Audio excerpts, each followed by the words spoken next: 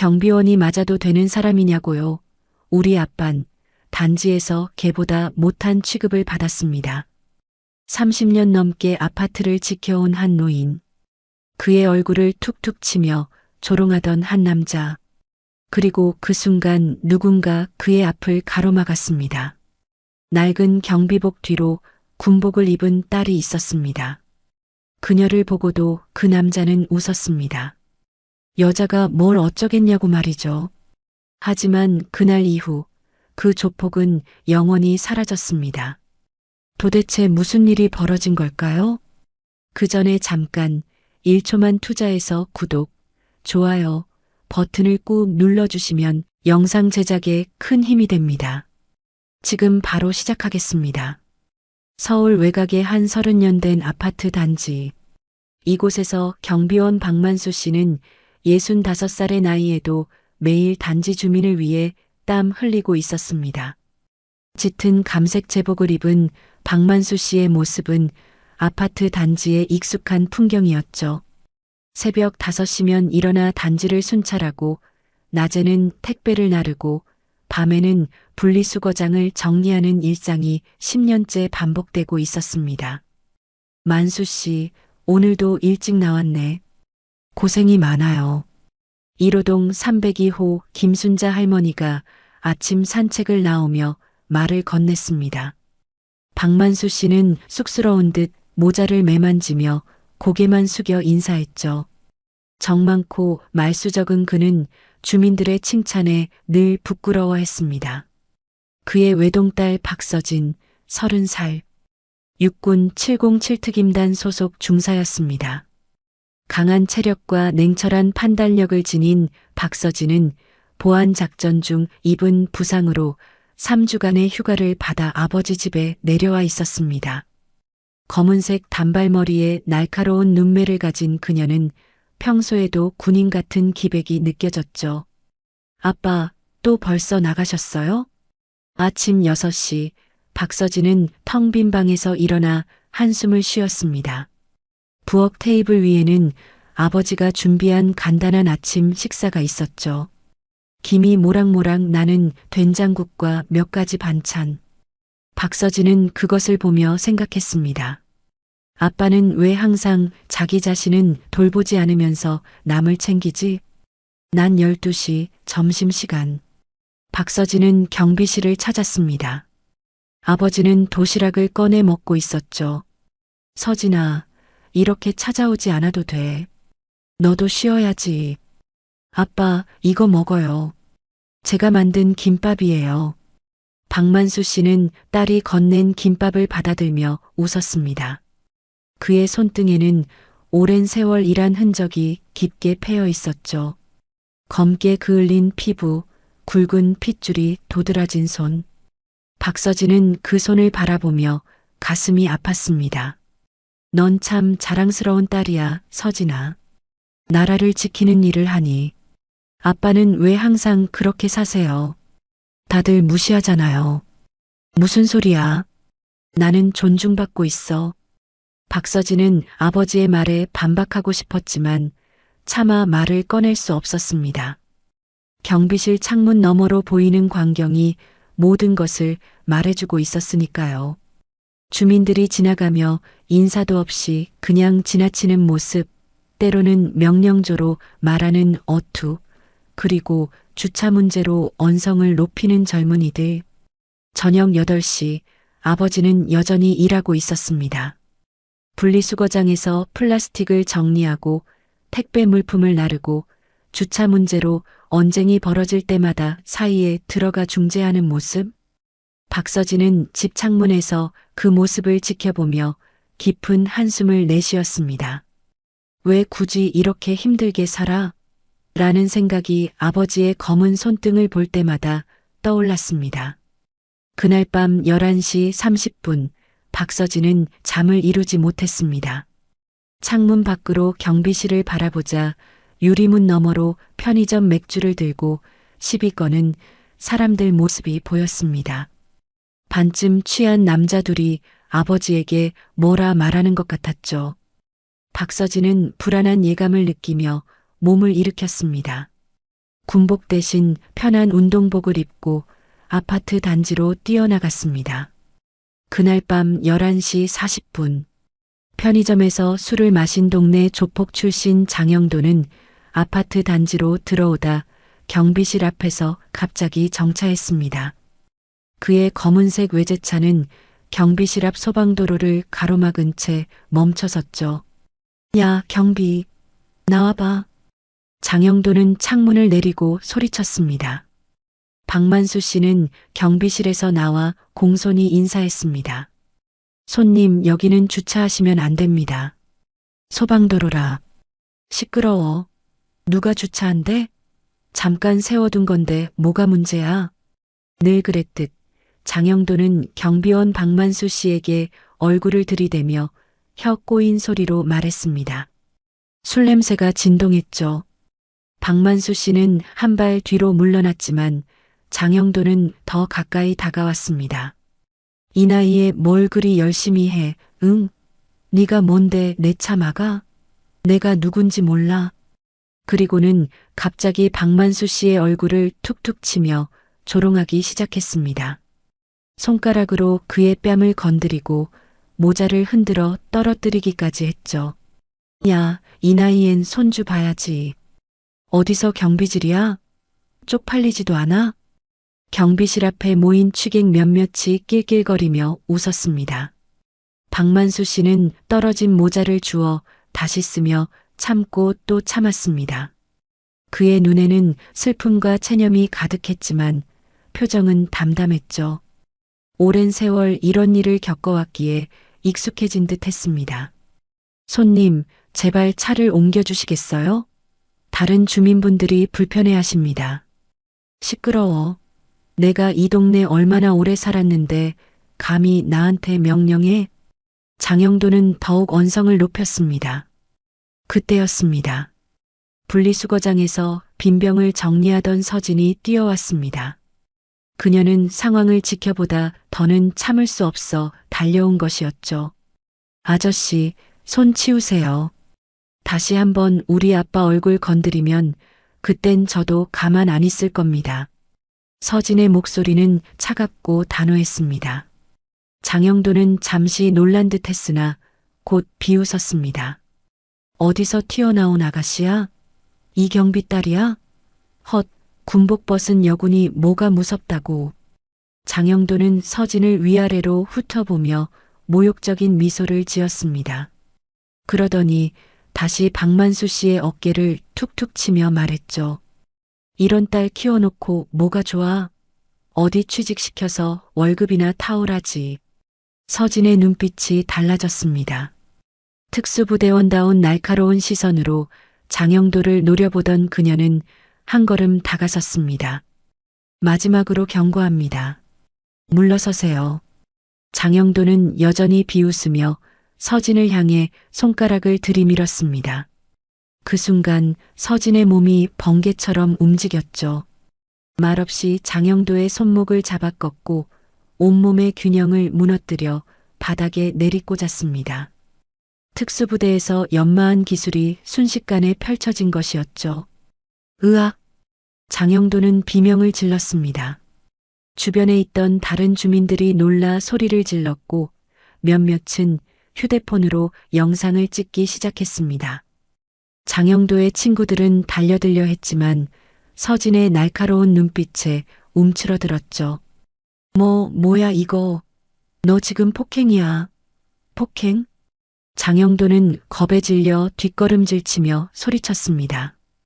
그의 왼쪽 손목은 붉게 부어오르고 있었죠. 서진은 아버지 앞에 서서 단호하게 말했습니다.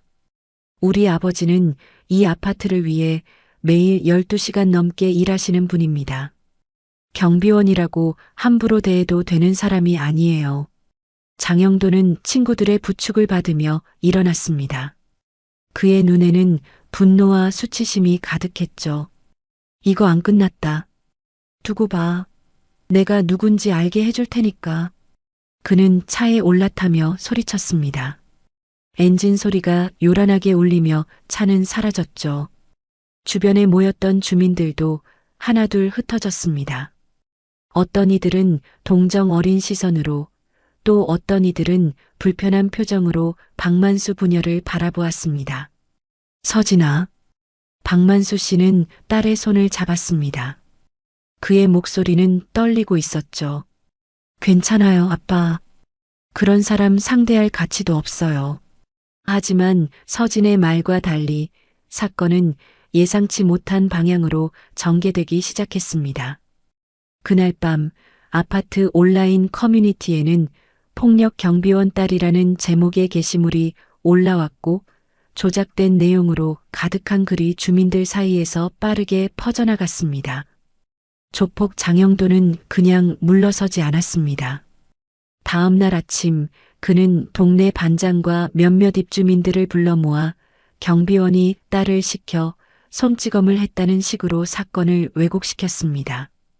그의 손목에는 붉은 멍이 선명했고 거기에 파스까지 크게 붙여 상황을 과장했죠. 내가 그냥 지나가는데 갑자기 경비가 딸이랑 같이 나를 폭행한 거예요. 이게 말이 됩니까? 장영도는 억울한 표정을 지으며 주민들에게 호소했습니다. 그는 이 아파트에서 10년 넘게 살아온 모범 주민이라며 자신의 입지를 강조했죠. 더불어 자신이 지난 명절에 경비원들에게 떡값을 얼마나 후하게 줬는지, 아파트 행사에 얼마나 적극적으로 참여했는지를 열거했습니다. 그 경비 원래부터 태도가 안 좋았어요. 주차 한 번 잘못했다고 그렇게 대할 수 있습니까?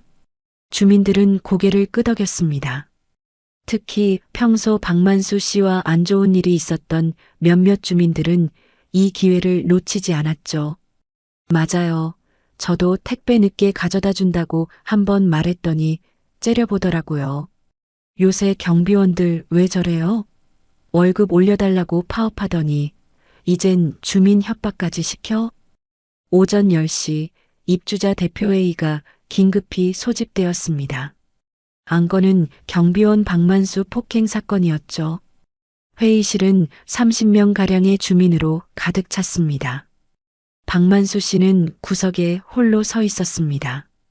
그의 얼굴은 창백했고 손은 미세하게 떨리고 있었죠. 박만수 씨, 어제 일에 대해 해명해 보세요. 입주자 대표 김진호가 차가운 목소리로 말했습니다. 하지만 그의 말투는 이미 결론이 내려져 있다는 것을 암시하고 있었죠. 저는 그저 박만수 씨는 말을 더듬었습니다. 평생 자신을 내세우는 법 없이 살아온 그에게 이런 자리는 너무나 가혹했죠. 그때 회의실 문이 열리고 서진이 들어왔습니다. 제가 말씀드리겠습니다. 서진은 당당하게 앞으로 나섰습니다. 그녀는 어제의 사건을 정확히 설명했죠. 장영도가 먼저 아버지를 모욕했다는 것, 신체적 접촉을 시도했다는 것, 그리고 자신은 정당방위를 한 것뿐이라고요. CCTV를 확인해 보시면 다 나올 겁니다. 하지만 입주자 대표는 고개를 저었습니다. 안타깝게도 그 구역의 CCTV는 어제 고장났더군요. 영상이 없습니다. 서진의 눈이 커졌습니다. 어제까지만 해도 정상 작동했던 카메라였습니다. 누군가 의도적으로 영상을 삭제한 것이 분명했죠. 그럼 목격자들의 증언은요? 여러 주민들이 보셨잖아요. 목격자들은 모두 당신 아버지와 당신이 장영도 씨를 공격했다고 증언했습니다. 서진은 할 말을 잃었습니다.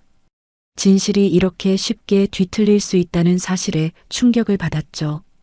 그때 한 주민이 손을 들었습니다. 저는 좀 다르게 봤는데요. 장영도 씨가 먼저. 그러나 그 주민의 말은 다른 이들의 야유에 묻혀버렸습니다. 대부분의 주민은 이미 장영도의 편에 서 있었죠. 혹은 그렇게 보이고 싶어 했습니다. 요즘 경비원들 왜 이래요? 주민 협박까지 시켜? 우리 세금으로 월급 주는데 이런 무례가 어디 있어요? 회의는 이미 결론이 정해진 채로 진행되었습니다. 박만수 씨에게는 어떤 해명의 기회도 제대로 주어지지 않았죠. 결국 입주자 대표는 최종 결정을 내렸습니다. 경비업체 측에 이 사건을 보고하고 인사조치를 요청하겠습니다. 회의가 끝나고 서진은 아버지의 손을 잡았습니다. 박만수 씨의 손은 차갑게 식어 있었죠. 아빠, 우리가 잘못한 거 없어요. 제가 해결할게요. 하지만 박만수 씨는 고개를 저었습니다. 그의 눈에는 깊은 체념이 서려 있었죠. 서진아, 그만하자. 평생 이런 일 겪어왔어. 괜찮아. 오후 2시 경비업체 관리자가 아파트에 도착했습니다. 그는 박만수 씨를 불러 짧은 면담을 가졌죠. 결국 사건은 더욱 커져 경비업체 측에서도 문제를 삼기 시작했고 결국 아버지는 경비실에서 잠정 해임 조치 통보를 받았습니다. 박만수 씨, 정말 안타깝습니다만 상부에서 결정이 내려왔습니다. 일단 2주간 휴직하시고 그 후에 다시 논의하기로. 박만수 씨는 묵묵히 고개를 끄덕였습니다. 10년 동안 한 번도 지각하지 않고 휴가도 쓰지 않고 일해온 그였지만 이제는 더 이상 할 말이 없었죠. 말없이 경비실 유니폼을 벗고 사물함을 정리하기 시작했습니다.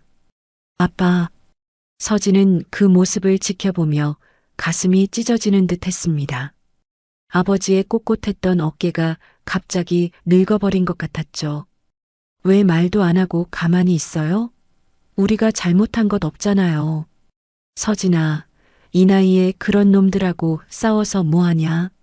너만 다치지 마라. 이 말을 들은 서진은 피가 거꾸로 솟는 듯 했습니다. 더는 가만히 있을 수 없었습니다.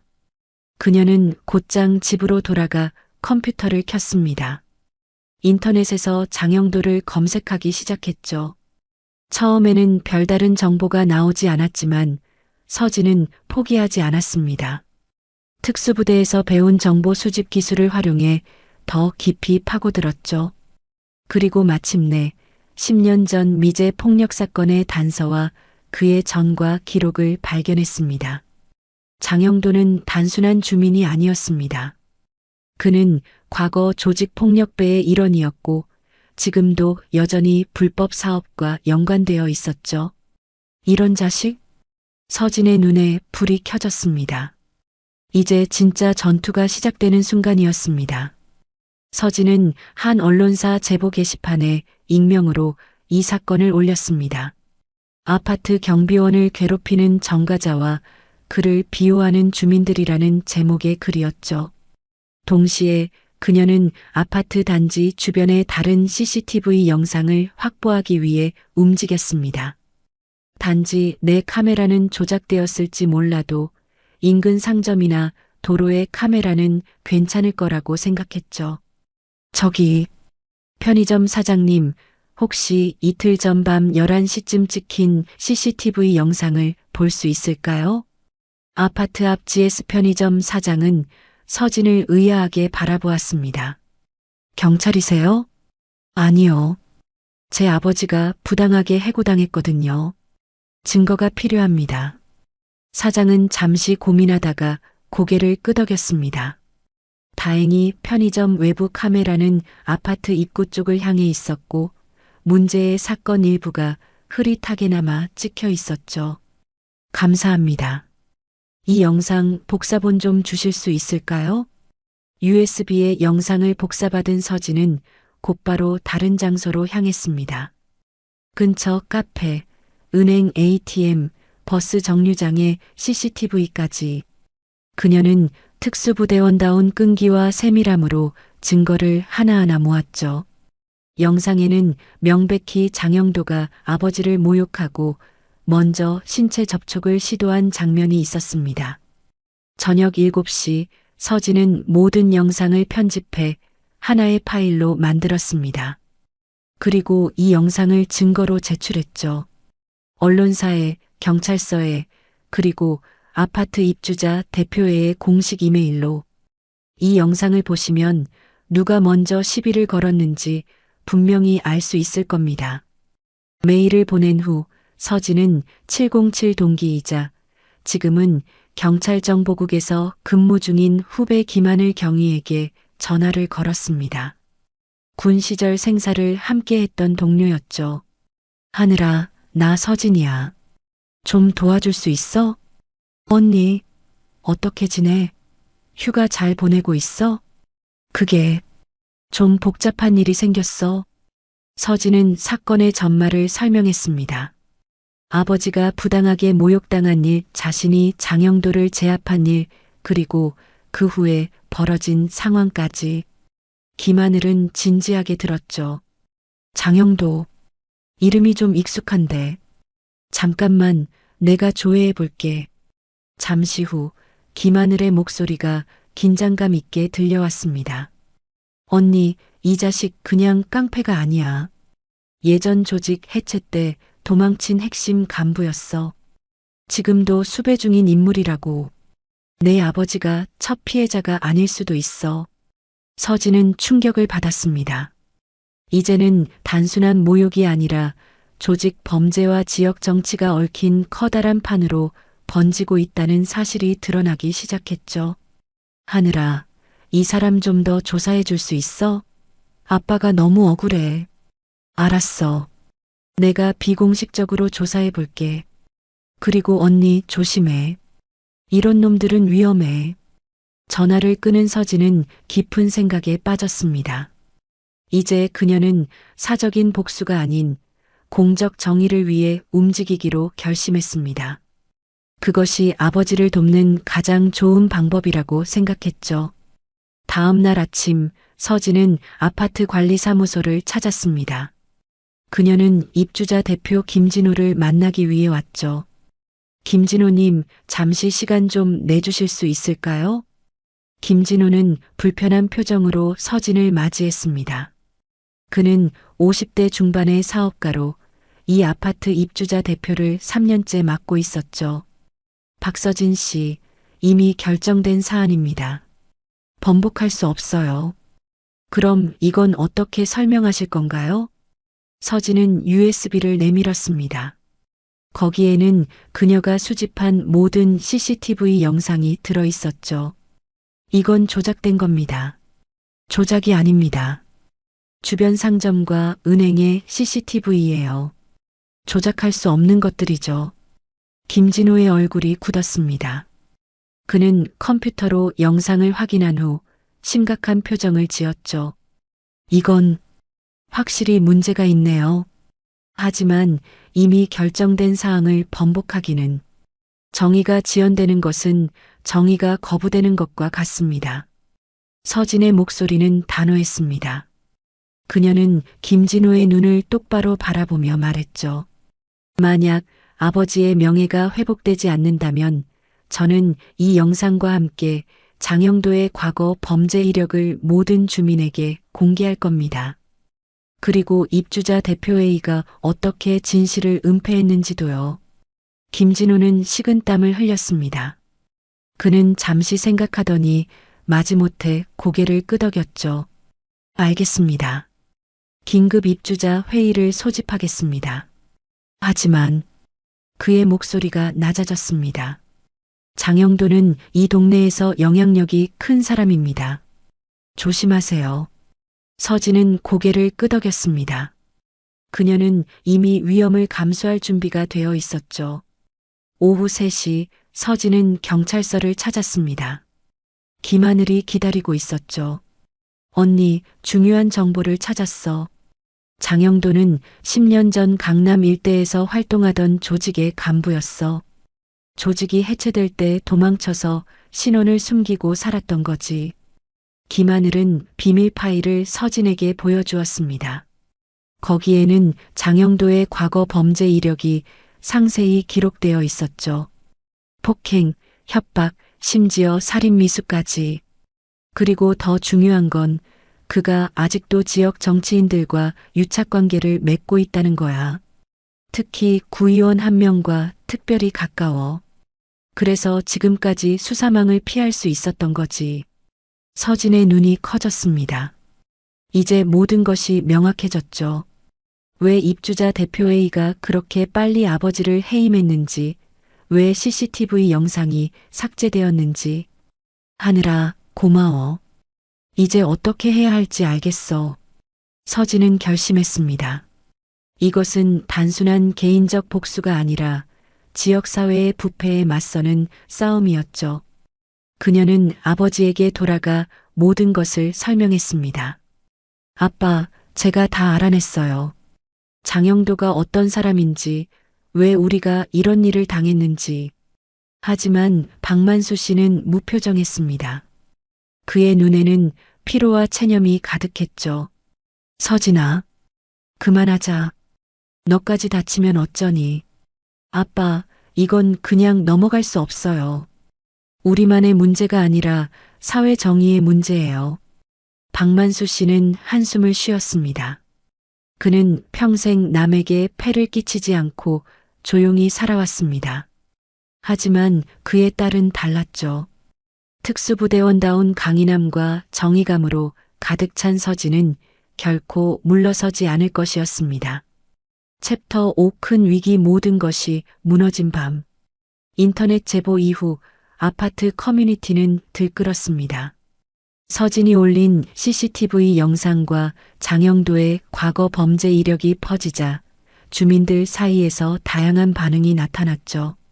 일부 주민은 박만수 씨의 편을 들었지만 여전히 많은 이들은 의심의 눈초리를 거두지 않았습니다. 경비원이 뭐가 그리 억울하냐? 자기 일이나 제대로 하지. 그 영상 조작 아닌가?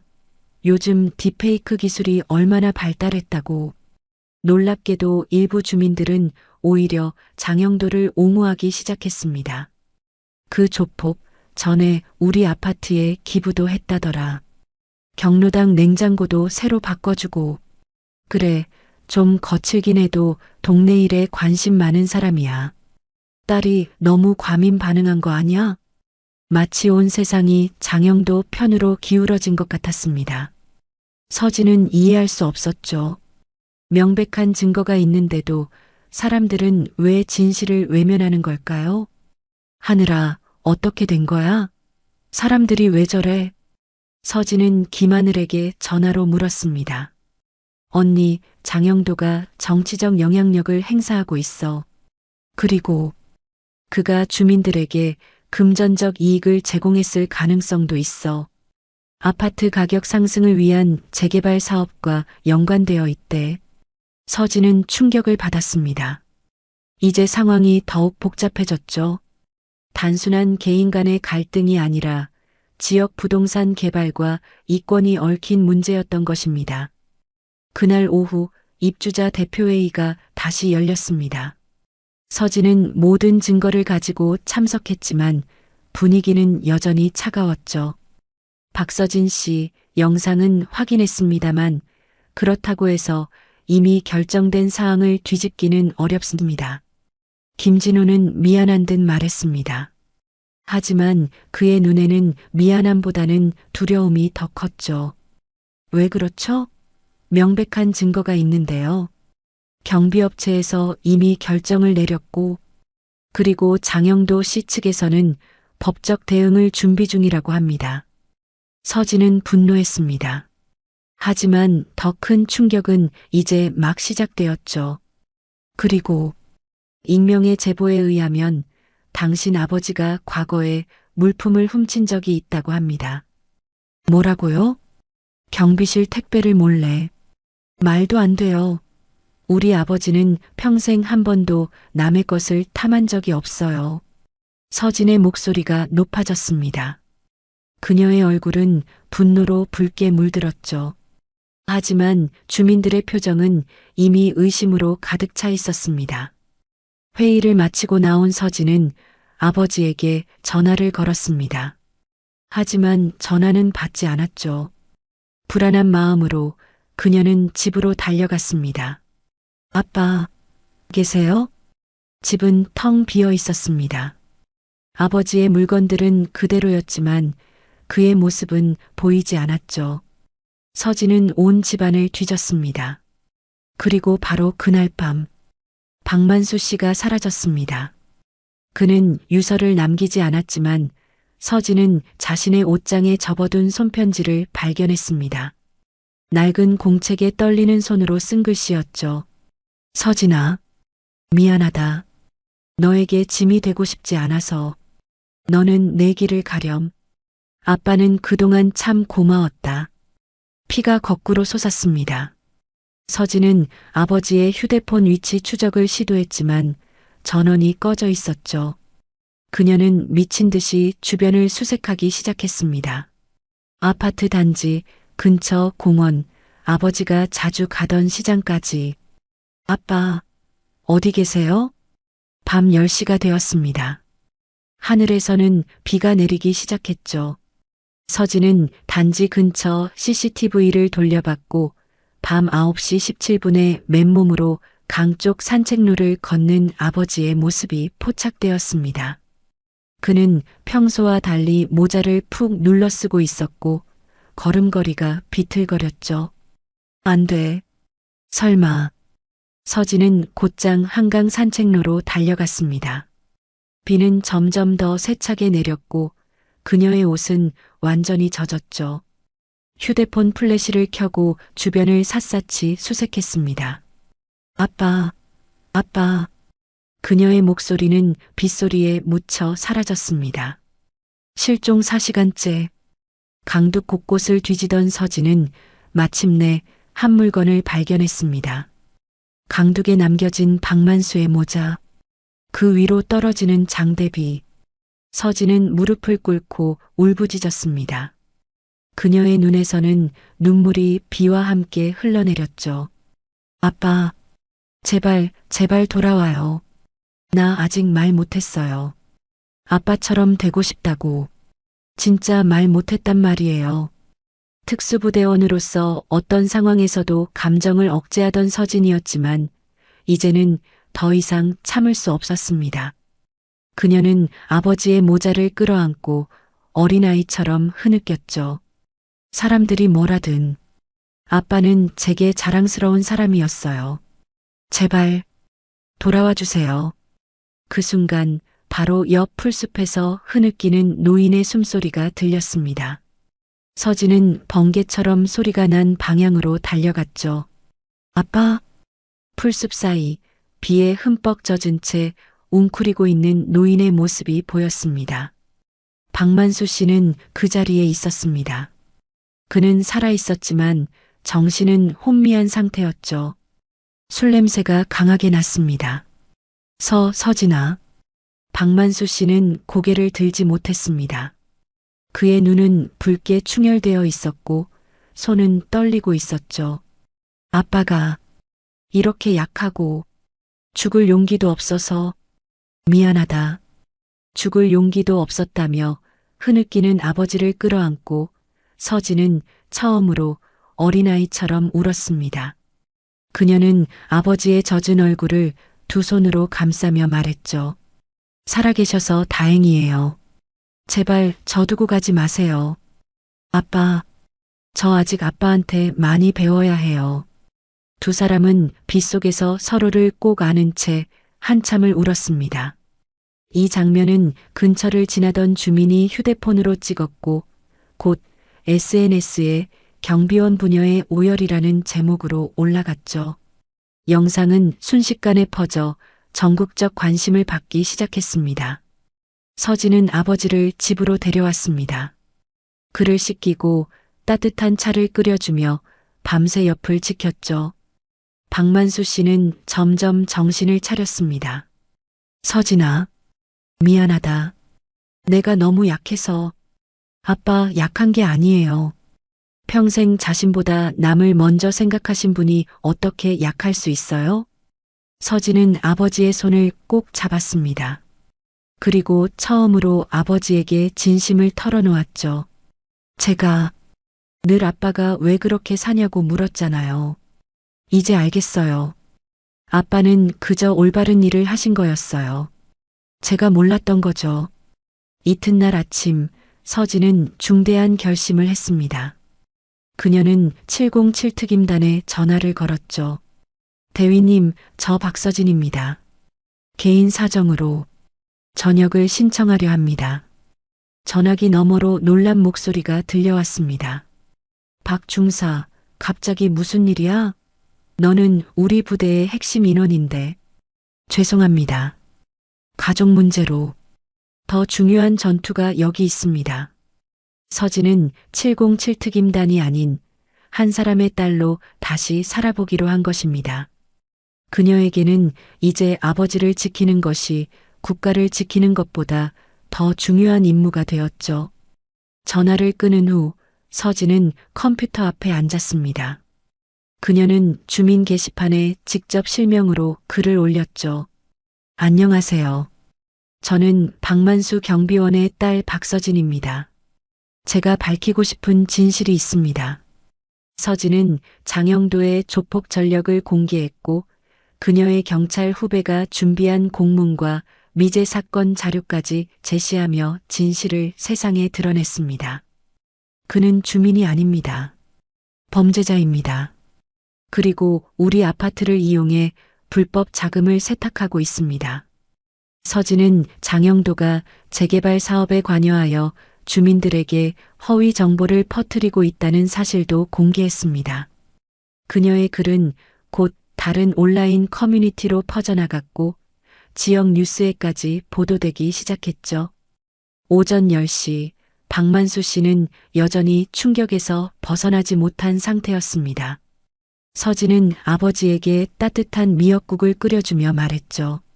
아빠, 오늘 좀 쉬세요. 제가 다 해결할게요.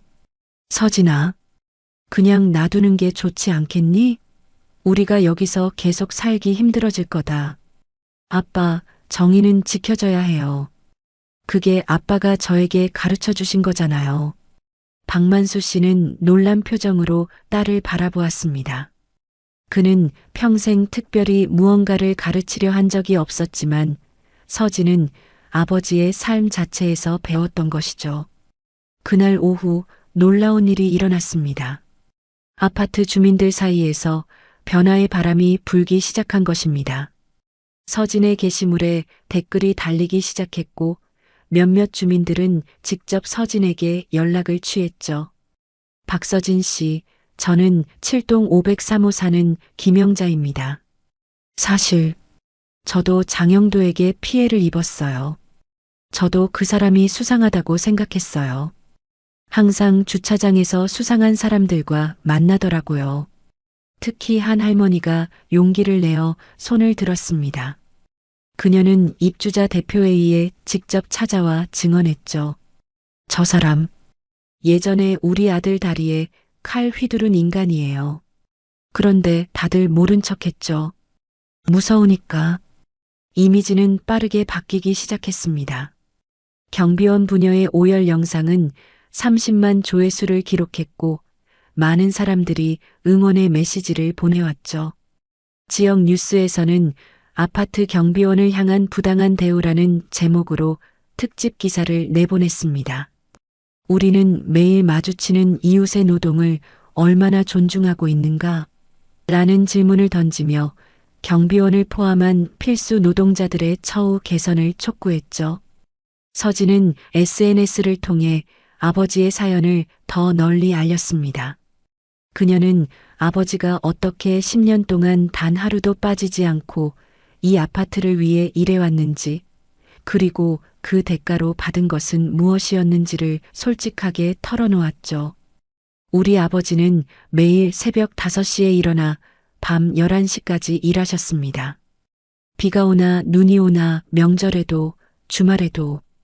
그런데 사람들은 그를 그저 경비원이라고만 생각했습니다. 서진의 글은 많은 사람들의 공감을 얻었습니다. 댓글에는 비슷한 경험을 가진 이들의 이야기가 이어졌죠. 우리 아버지도 경비원이셨어요. 정말 공감됩니다. 저도 아파트 청소부로 일하고 있는데 매일 무시당하는 기분이에요. 이제부터 우리 아파트 경비원님께 매일 인사드려야겠어요. 그날 밤 단지 전 주민이 함께 참여한 비상회의가 열렸습니다. 회의실은 100명이 넘는 주민들로 가득 찼죠. 그동안 누구도 말하지 않았던 침묵의 공범들이 이제서야 입을 열었습니다. 저는 장영도가 아이들 통학버스 기사를 협박하는 걸 봤어요. 저는 그가 관리사무소 직원에게 돈 봉투를 건네는 걸 목격했습니다. 우리 재개발 추진위원회에서도 그의 압력이 있었습니다. 모두 불법이었죠. 서진은 조용히 회의를 지켜보았습니다. 그녀의 옆에는 여전히 기운 없이 앉아있는 아버지가 있었죠. 박만수 씨는 주민들의 갑작스러운 변화를 이해하지 못하는 눈치였습니다. 왜 갑자기 다들? 아빠, 사람들은 진실을 알게 되면 변할 수 있어요. 그들도 다 각자의 사정이 있었을 거예요. 회의는 3시간 넘게 이어졌습니다. 그리고 마침내 만장일치의 결정이 내려졌죠. 박만수 씨를 즉시 복직시키고 장영도에 대한 법적 대응을 시작합니다. 그리고 박만수 씨에게 그동안의 일에 대해 공식 사과드립니다. 입주자 대표 김진호는 고개를 숙였습니다. 그의 얼굴에는 진심 어린 부끄러움이 서려 있었죠. 저도 압박에 굴복했습니다. 죄송합니다. 박만수 씨는 놀란 표정으로 주변을 둘러보았습니다. 그리고 조용히 고개를 끄덕였죠. 그는 여전히 말이 없었지만 눈에는 희미한 희망의 빛이 돌아온 것 같았습니다.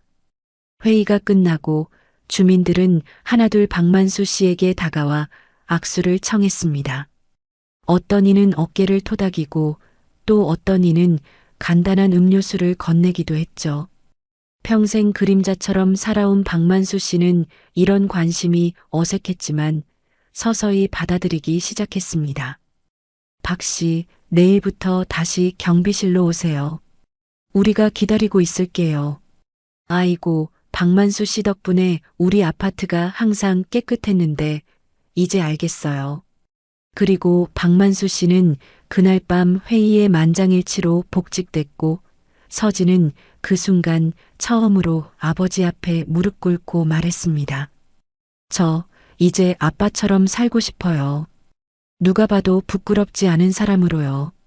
아버지는 아무 말 없이 딸의 손을 꼭 잡았습니다.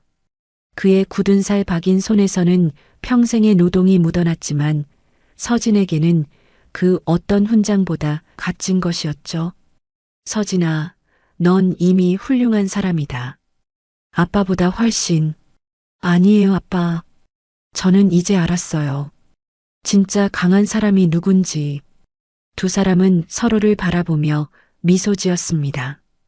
그것은 오랫동안 서로를 알지 못했던 부녀가 마침내 진정으로 만난 순간이었죠. 장영도는 끝까지 발악했습니다. 그는 다음 날 오전 고급 정장을 차려입고 변호사를 대동해 아파트 관리사무소에 나타났죠. 그의 얼굴은 분노로 일그러져 있었습니다. 이게 무슨 망발이오? 내가 누군지 알기나 해요? 장영도는 입주자 대표 김진호에게 소리쳤습니다. 그의 변호사는 서류 가방을 탁자 위에 올려놓으며 냉정한 목소리로 말했죠. 우리 의뢰인은 명예훼손, 폭행죄로 박서진 씨와 박만수 씨를 역고소할 예정입니다. 또한 입주자 대표회의의 결정에 대해서도 법적 대응을 준비 중입니다. 김진호는 예전과 달리 당당하게 대응했습니다. 그의 옆에는 여러 주민 대표들이 함께 서 있었죠. 장영도 씨, 우리는 이미 모든 증거를 확보했습니다. CCTV 영상, 목격자 증언, 그리고 당신의 과거 범죄 기록까지. 장영도의 얼굴이 창백해졌습니다. 하지만 그는 여전히 포기하지 않았죠. 그런 건 다 조작이요. 내가 이 동네에서 얼마나 공헌했는지 알아요? 내가 누구와 연결되어 있는지. 그의 말은 협박으로 들렸습니다. 하지만 더 이상 주민들은 두려워하지 않았죠. 오히려 그의 발언이 녹음되고 있다는 사실을 모르는 장영도는 계속해서 자신의 무덤을 파고 있었습니다. 그 시각 서진은 경찰서에 있었습니다. 그녀는 김하늘과 함께 장영도에 대한 모든 자료를 검토하고 있었죠. 언니, 이제 충분한 증거가 모였어. 장영도를 체포할 수 있을 것 같아. 김하늘은 두꺼운 서류 더미를 넘기며 말했습니다. 거기에는 장영도의 범죄 이력뿐만 아니라 최근 그가 연루된 부동산 비리, 공무원 매수, 폭력행위 등이 상세히 기록되어 있었죠. 10년 전 그 사건도 재수사 중이야. 피해자가 다시 나타났거든. 서진은 고개를 끄덕였습니다. 그녀는 이제 모든 것을 경찰에 맡기기로 결심했죠. 사적 복수가 아닌 법과 원칙에 따른 정의 실현이 더 중요하다는 것을 깨달았기 때문입니다. 오후 2시 서진은 아버지와 함께 경찰서를 나왔습니다. 그때 휴대폰으로 김진호의 전화가 걸려왔죠. 박서진 씨, 장영도가 지금 관리사무소에서 난리를 치고 있습니다. 가능하면 빨리 와주시겠어요? 서진은 아버지를 바라보았습니다. 박만수 씨는 고개를 끄덕였죠. 가자. 이제 더 이상 도망치지 않을 거야. 두 사람은 아파트로 향했습니다. 관리사무소 앞에는 이미 수십 명의 주민들이 모여 있었고 장영도는 여전히 고함을 지르고 있었죠. 이 배은망덕한 것들. 내가 이 아파트 가격 올려준 게 누구야. 다들 나한테 빚진 줄 알아. 서진과 박만수 씨가 도착하자 장영도의 얼굴이 붉게 달아올랐습니다. 그는 서진을 가리키며 소리쳤죠. 저기 왔다. 그 폭력배년. 내가 내 사업 다 망쳤어. 서진은 마지막으로 장영도와 마주했습니다. 그녀의 표정은 놀랍도록 평온했죠. 사람들은요, 겉모습만 보고 약해 보이는 걸 무시해요. 하지만 저는 그걸 너무 잘 압니다. 아버지는 평생 참고 견뎠지만 저는 다릅니다. 장영도는 조롱하듯 웃으며 말했습니다. 넌 여자잖아. 나 같은 놈 못 이겨. 그러나 그 순간 관리사무소 입구에 들어선 형사들이 수갑을 꺼내 들고 말했습니다. 장영도 씨, 당신을 조직폭력 혐의로 체포합니다. 또한 공무원 매수, 부동산 투기, 협박 등 추가 혐의도 있습니다. 장영도의 얼굴이 하얗게 변했습니다. 그는 변호사를 바라보았지만 변호사는 이미 자리를 피하고 있었죠. 이건 음모야. 박 의원이 내 뒤를 봐줄 거야. 너희들 다 잘리게 될 거라고. 형사들은 장영도에게 미란다 원칙을 고지하고 수갑을 채웠습니다. 그가 경찰차로 끌려가는 모습을 주민들이 지켜보았죠. 아무도 그를 동정하지 않았습니다. 반전은 또 있었습니다. 장영도의 뒤를 캐던 김하늘 경위는 그의 배후에서 지역 정치인과 부동산 브로커가 연결된 거대한 비리를 파헤쳐냈습니다. 장영도는 단지 말단에 불과했고 그 위에는 구의원 박중호와 재개발 업체 대표 이상문이 있었죠. 우리는 이번 수사를 통해 서울 동부 지역 재개발 비리의 전모를 밝혀낼 계획입니다. 경찰청 수사과장이 기자회견을 열어 발표했습니다. 이 사건은 전국적인 뉴스를 장식하게 되었죠. 경비원 부녀의 용기가 비리 카르텔을 무너뜨리다라는 제목의 특집 기사가 여러 언론에 보도되었습니다. 서진은 아버지와 함께 집으로 돌아왔습니다. 그들은 거실에 앉아 텔레비전에서 보도되는 뉴스를 지켜보았죠. 서진아, 이게 다 내 덕분이야. 박만수 씨가 딸의 손을 잡으며 말했습니다. 그의 눈에는 자랑스러움이 가득했죠. 아니에요, 아빠. 이건 우리가 함께 한 거예요. 서진은 미소 지었습니다. 그녀는 아버지의 손에 있는 굳은 살을 부드럽게 쓰다듬었죠. 사실, 저 저녁 신청했어요. 뭐라고? 왜? 이제 다른 방식으로 세상을 지키고 싶어요. 아빠처럼요. 박만수 씨는 놀란 표정을 지었습니다. 그는 딸이 특수부대원이라는 사실을 항상 자랑스러워했기 때문이죠. 서진아, 넌 나보다 훨씬 대단한 일을 하고 있어. 전역할 필요 없어. 서진은 고개를 저었습니다. 제가 진짜 배워야 할 건 군대에 있지 않았어요. 그건 바로 아빠 곁에 있었죠. 참된 용기, 인내, 그리고 원칙을 지키는 삶이요. 두 사람은 서로를 바라보며 웃었습니다. 창밖으로는 저녁 노을이 아파트 단지를 붉게 물들이고 있었죠. 그것은 마치 새로운 시작을 알리는 듯 했습니다. 다음 날 아침 서진은 일찍 일어나 아버지를 위해 아침 식사를 준비했습니다. 그녀는 이제 아버지의 일상을 더 깊이 이해하게 되었죠. 아빠, 오늘부터 경비실 복귀하시죠? 그래. 주민들이 기다리고 있을 거야. 박만수 씨는 오랜만에 밝은 표정으로 경비 제복을 입었습니다. 그의 걸음걸이에는 예전에 없던 자신감이 느껴졌죠. 경비실로 향하는 길, 주민들이 하나둘 인사를 건넸습니다. 이전과는 달리 이제 그들은 박만수 씨의 눈을 제대로 바라보며 인사했죠. 박만수 씨 돌아오셔서 정말 다행이에요. 우리 아파트를 지켜주셔서 감사합니다. 박만수 씨는 쑥스러운 듯 고개를 숙였습니다. 하지만 그의 눈에는 행복의 빛이 맴돌았죠. 서진은 아버지의 경비실 앞에서 그를 바라보았습니다. 이제 그녀는 아버지가 왜 이 일을 포기하지 않았는지 이해할 수 있었죠. 그것은 단순한 직업이 아니라 그의 존재 이유였던 것입니다. 아빠, 저도 이제 진짜 제 길을 찾을 것 같아요. 아파트 단지는 완전히 달라져 있었습니다. 장영도의 체포 이후 구의원 박중호와 재개발 업체 대표 이상문도 구속되었고 그들이 계획했던 부당한 재개발 사업은 전면 재검토되었죠. 주민들은 오히려 기존 아파트를 리모델링하는 방향으로 의견을 모았고 더 투명하고 정직한 입주자 대표회의가 구성되었습니다. 아파트 단지 경비실 앞 해질녘 벤치에 나란히 앉은 분이요.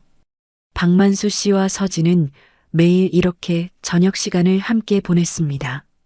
오늘도 그들은 지나가는 주민들과 인사를 나누며 편안한 시간을 보내고 있었죠. 서진아, 넌 이제 뭐 할 거냐? 박만수 씨가 문득 물었습니다. 서진은 저녁 신청 후 2달간 아무 일도 하지 않고 아버지와 시간을 보내며 휴식을 취했죠. 특수부대에서 받은 스트레스와 긴장을 풀어내는 시간이었습니다. 저요? 아빠처럼 경비원 할래요. 진짜냐? 박만수 씨는 놀란 표정을 지었습니다. 그는 딸이 농담하는 줄 알았죠. 네. 대신 저는 경비원 유튜버 할 거예요. 707에서 경비실로 온 여자 어때요? 둘은 웃음을 터뜨렸습니다. 그 모습은 지나가던 아이들의 스마트폰 카메라에 또 한 번 담겼고 우리 동네 전설의 경비 부녀라며 따뜻한 기사로 이어졌습니다. 사실 서진의 말은 반은 진담이었습니다. 그녀는 아파트 보안 시스템을 전면 개편하는 프로젝트를 맡게 되었죠. 특수부대에서 배운 보안 지식을 활용하여 더 안전하고 효율적인 시스템을 구축하는 일이었습니다. 주민 여러분, 안녕하세요. 저는 박서진입니다. 오늘부터 우리 아파트 안전관리팀을 맡게 되었습니다. 서진은 주민 설명회에서 자신을 소개했습니다. 그녀는 더 이상 군복을 입지 않았지만 여전히 당당한 모습이었죠. 주민들은 큰 박수로 그녀를 환영했습니다. 서진 씨 덕분에 우리 아파트가 이렇게 달라졌어요. 저희 아이들이 더 안전하게 자랄 수 있게 되었네요. 서진은 미소 지었습니다. 그녀는 아버지를 바라보았죠. 박만수 씨는 구석에서 딸을 자랑스럽게 지켜보고 있었습니다. 그날 저녁 서진은 유튜브 채널을 개설했습니다. 경비실에서 배우는 삶의 지혜라는 제목의 채널이었죠. 첫 영상은 당신이 모르는 경비원의 하루였습니다. 안녕하세요. 저는 전직 특수부대원, 현재는 아파트 안전관리팀장 박서진입니다. 오늘은 제 아버지의 하루를 따라가 보려고 합니다. 영상에는 박만수 씨의 일상이 담겨 있었습니다. 새벽에 일어나 단지를 순찰하는 모습, 주민들의 택배를 정리하는 모습, 아이들에게 친절하게 대하는 모습, 그의 평범하지만 성실한 삶이 담담하게 그려졌죠. 많은 사람들이 경비원을 그저 보이지 않는 존재로 여깁니다. 하지만 그들은 우리의 안전과 편안함을 위해 매일 묵묵히 일하고 있습니다. 잠시 멈춰서 그들의 노고에 감사해 보는 건 어떨까요? 영상은 업로드 후 일주일 만에 100만 조회수를 돌파했습니다. 많은 사람들이 공감의 댓글을 남겼고 비슷한 경험을 가진 이들이 자신의 이야기를 공유했죠. 저희 아버지도 경비원이십니다. 이 영상을 보고 울었어요. 오늘부터 우리 아파트 경비원분께 매일 인사드리기로 했습니다. 서진의 채널은 빠르게 성장했고 그녀는 필수 노동자의 가치를 알리는 인플루언서가 되었습니다. 그녀의 영향력은 단지 하나의 아파트를 넘어 사회 전체로 확대되었죠. 한 달 후 서진은 아파트 안전 컨설팅 회사를 설립했습니다. 특수부대에서 배운 기술과 아버지에게서 배운 인간적 가치를 결합한 새로운 형태의 사업이었죠. 그녀는 단순한 물리적 보안을 넘어 주민들의 심리적 안정감과 공동체 의식을 높이는 프로그램을 개발했습니다. 우리의 목표는 단순히 범죄를 막는 것이 아닙니다. 모든 구성원이 존중받고 소속감을 느끼는 공동체를 만드는 것이 진정한 안전입니다. 서진의 철학은 많은 공감을 얻었고 전국 각지의 아파트에서 그녀의 컨설팅을 요청했습니다. 이제 그녀는 작지만 단단한 정의의 상징이 되었죠. 박만수 씨 역시 큰 변화를 맞이했습니다. 그는 더 이상 그림자 같은 존재가 아니었습니다. 주민들은 그를 우리 단지의 살아있는 역사로 존경했고 그의 경험과 지혜를 구하는 사람들이 많아졌죠. 박만수님, 새로 이사 온 가족인데요. 아이들 통학로 좀 알려주실 수 있을까요? 만수 씨, 내일 입주자 회의에 꼭 참석해 주세요. 당신의 의견이 필요합니다. 박만수 씨는 처음에는 이런 관심이 어색했지만 점차 자신의 역할을 받아들이게 되었습니다. 그는 입주자 회의에서 원로 자문위원으로 활동하며 새로운 결정을 내릴 때 중요한 의견을 제시했죠. 가을이 되자 박만수 씨는 뜻밖의 소식을 듣게 되었습니다. 그가 대한민국 부모상 공로상을 수상하게 된 것이죠. 이 상은 평생 자식을 위해 헌신한 부모에게 주는 상이었습니다. 박만수 씨는 단지 경비원으로서 지역사회에 헌신했을 뿐만 아니라 올바른 가치관을 가진 딸을 키워냄으로써 우리 사회에 큰 영향을 끼쳤습니다. 시상식장에서 박만수 씨는 떨리는 손으로 트로피를 받았습니다. 그는 평생 상을 받아본 적이 없었기에 어떻게 반응해야 할지 몰랐죠. 하지만 그의 눈에 맺힌 눈물이 모든 것을 말해주고 있었습니다. 저는 그저 제 할 일을 했을 뿐입니다. 제가 아니라 제 딸이 더 대단합니다. 간단한 수상 소감을 마친 박만수 씨는 객석에 앉아 있는 서진을 바라보았습니다. 서진의 눈에도 눈물이 고여 있었죠.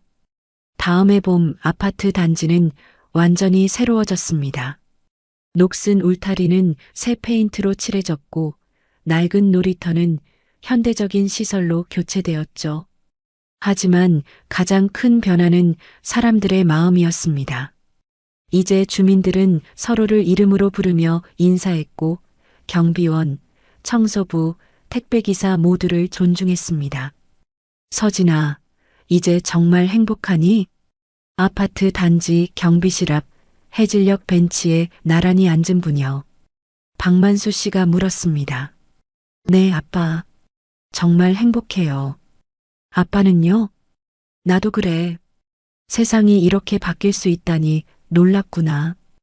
두 사람은 미소 지으며 석양을 바라보았습니다. 서진의 회사는 전국적으로 성공했고 박만수 씨는 여전히 이 아파트의 경비원으로 일하고 있었죠. 그들의 삶은 크게 달라졌지만 동시에 본질은 변하지 않았습니다. 서진아. 네, 아빠. 우리가 진짜 영웅이 된 것 같구나. 서진은 웃음을 터뜨렸습니다. 아빠, 우리는 그냥 평범한 사람들이에요. 그저 옳은 일을 했을 뿐이죠. 그래, 그게 바로 진짜 영웅이지. 두 사람의 웃음소리가 따뜻한 봄바람에 실려 아파트 단지를 감쌌습니다. 그들의 이야기는 이제 단지 하나의 에피소드가 아니라 수많은 사람들에게 영감을 주는 전설이 되었죠. 아저씨, 손 치우세요. 제 아버지는 경비원이지만 전 707특임단입니다라는 문장은 이제 강한 자가 약한 자를 보호해야 한다는 의미의 상징적인 구호가 되었습니다. 이후 박서진은 동네 안전을 책임지는 민간 경비 컨설턴트로 활동하며 작지만 단단한 정의의 상징이 되었고, 박만수 씨는 대한민국 부모상 공로상을 수상하며 사회적 화제가 되었습니다. 그리고 그들의 이야기는 수많은 필수 노동자들과 그들의 가족에게 희망을 전하는 사례가 되었죠. 아빠, 오늘도 함께 일해요. 그래, 서진아. 오늘도 함께. 두 사람은 손을 맞잡고 경비실로 향했습니다. 그들의 앞에는 더 밝고 따뜻한 미래가 기다리고 있었습니다.